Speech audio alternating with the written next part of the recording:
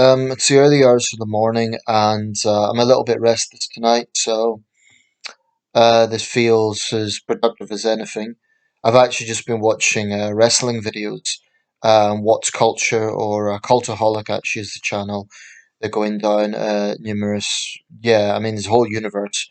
If you're into professional wrestling, like WWE, there's a whole universe of wrestling videos out there. So I've been watching that.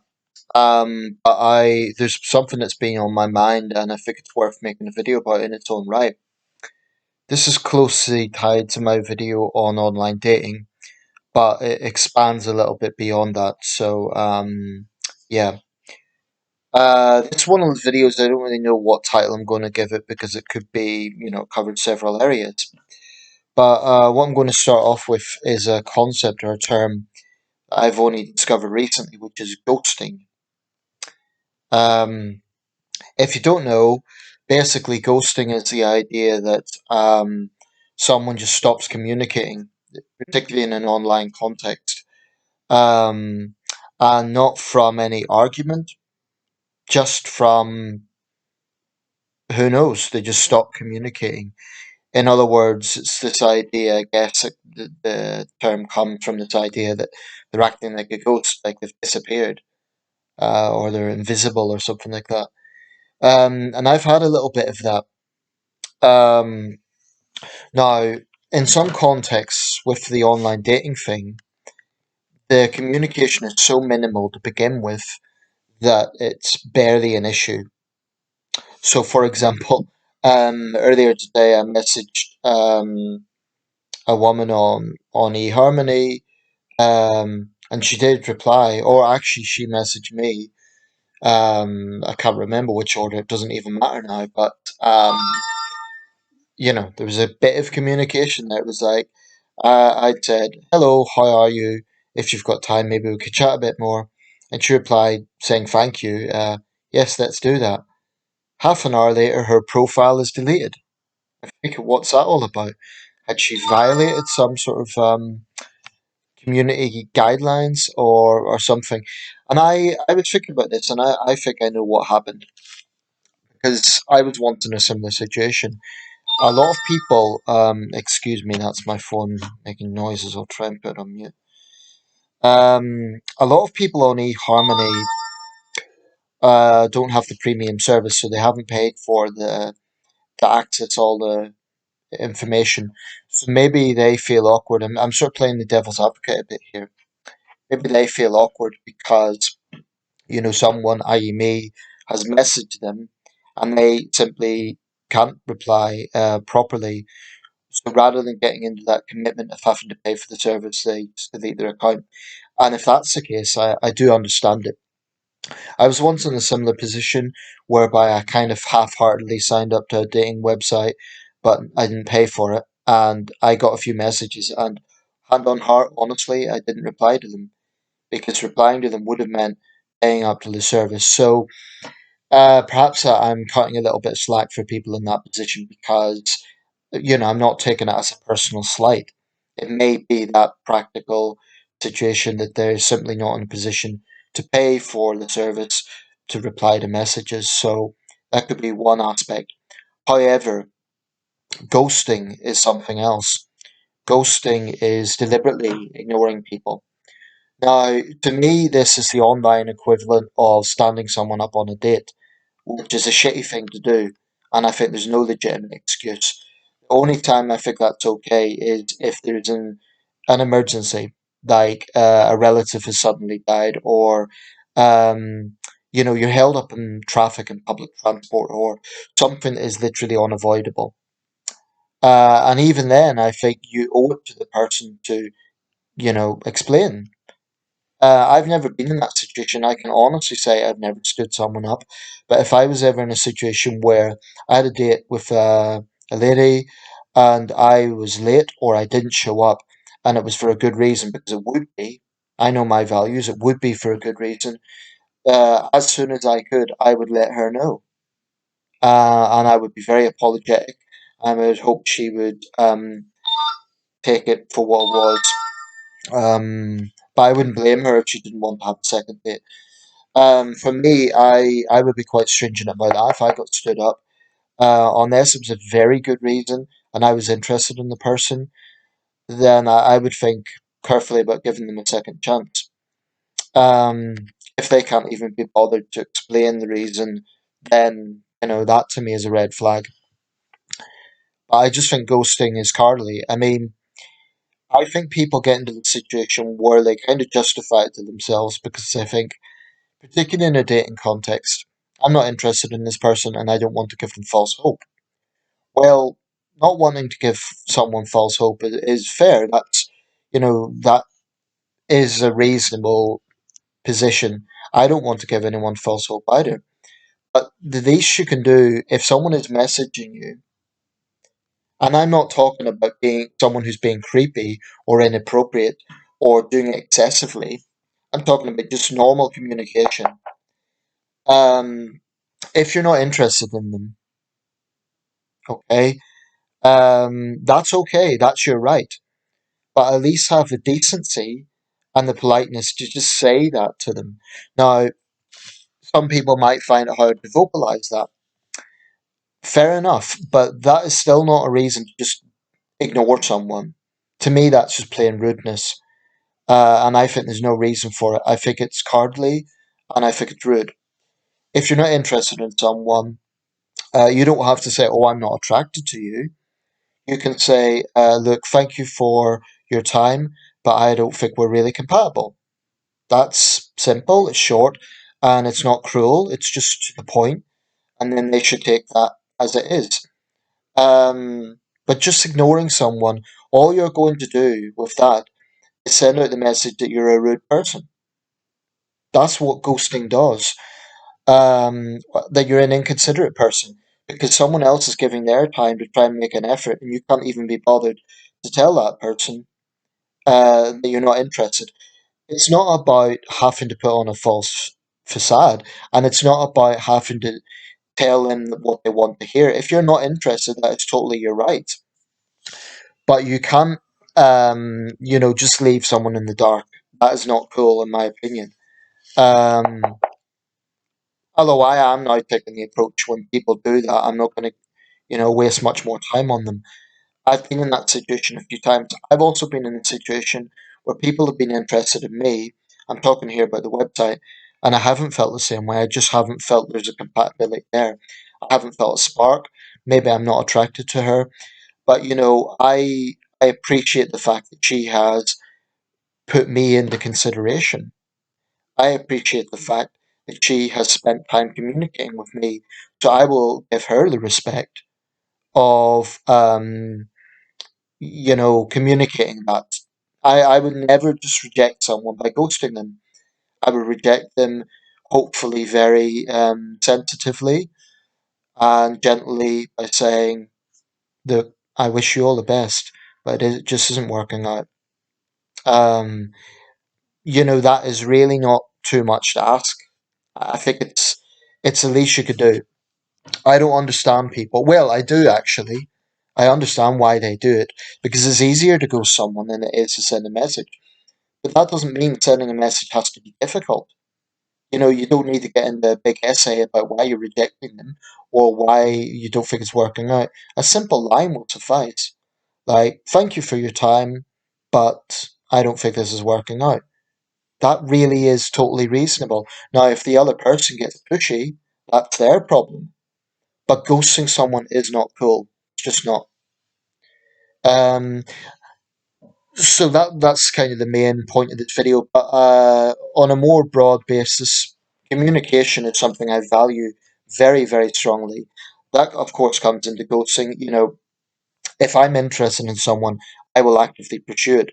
And if I'm not interested in someone and they're talking to me, I won't ignore them. I will still communicate with them, but I'll try and make it clear what my position is, hopefully in a sensitive way. But this even applies outside of dating. I value it in friendship now. I think that, particularly with long distance friendships, it makes sense to not be talking every single week because sometimes actually you have more to talk about over a longer period of time. So I do believe in sometimes giving a bit of gap. because you actually have more to talk about. However, if I message someone and they just ignore it, it does bug me, especially if I consider that person a friend. Of course, there's practical sides to this. In the modern world, people get busy. They genuinely get busy. Sometimes I see someone message me and I'm in the middle of maybe watching a film, or, busy doesn't necessarily mean work. It could just mean you're doing something else.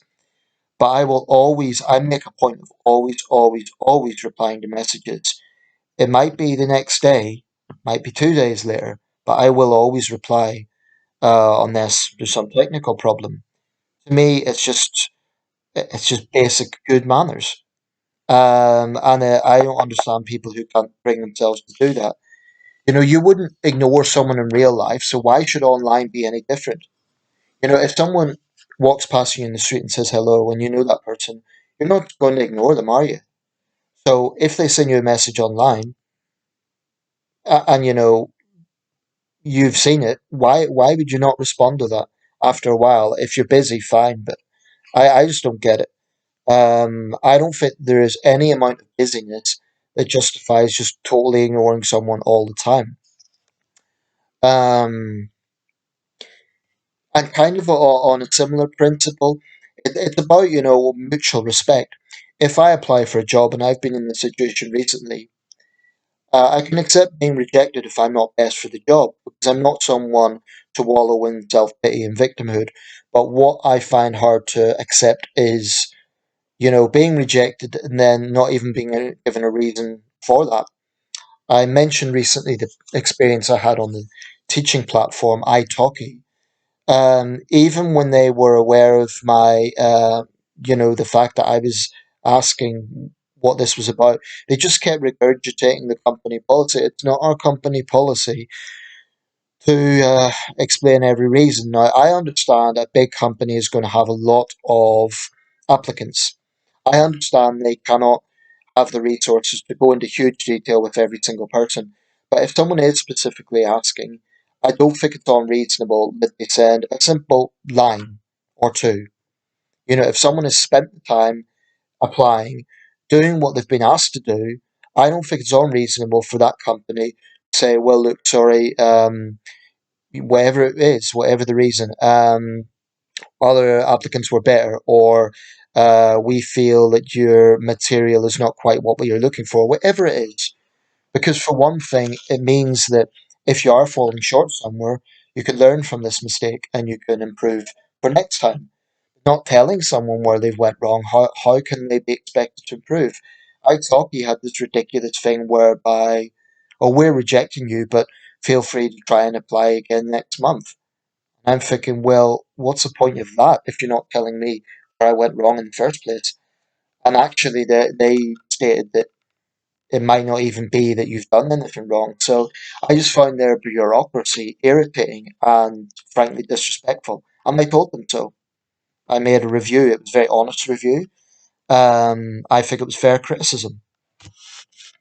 But these things can make you very cynical about the world and human nature because I'm someone who values manners quite highly.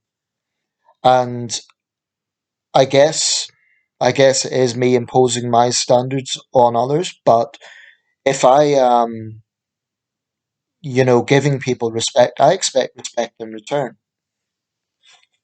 And ignoring someone is not respectful.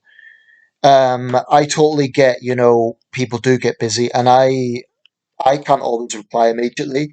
And then you get people who are overly sensitive, and they're like, they message someone, and why haven't you replied like immediately? That's silly. I mean, you have to accept that people can genuinely be busy. But ghosting people and poor communication, it's something I've little time for. If I was running a company, I would really put that mantra into the guiding principle of the company that good communication is very important. I mean, I look at this in all sorts of areas of life, and this might be going well beyond the realm of what I was talking about at the beginning of the video. But even in a shop, I get irritated if you're looking at a product and they don't bother to put the price there. Well, how's the customer supposed to work out? They're just supposed to guess how much it is. Um, so communication is so important. It's what has built up human civilization. I mean, it is the absolute core of society when you think about it. That's why when communication is poor, and when it's poor, it can lead to cynicism. But anyway, I don't want to be too negative here. For every rude person out there, there's also a decent person. I mean, I recall recently I was rejected by a lady that I was interested in, but we're still friends, and I'm quite comfortable with that because I accept her reasoning. She wanted to reconcile with her ex, and I really wish her well because she came across to me as a very sincere person. I won't lie, she was beautiful, very beautiful lady. So that side of me, the straight male side of me, certainly caught my attention. And of course, I was disappointed when she rejected me, but it's the way she done it was so civil and so reasonable that I couldn't help but just respect her. Um, I'm not saying if she was less reasonable, I wouldn't respect it. I'd move on, but it does help. And we're still connected. We still chat sometimes as friends. Um, but I just, you know, she restored my faith in humanity, even though it was a rejection.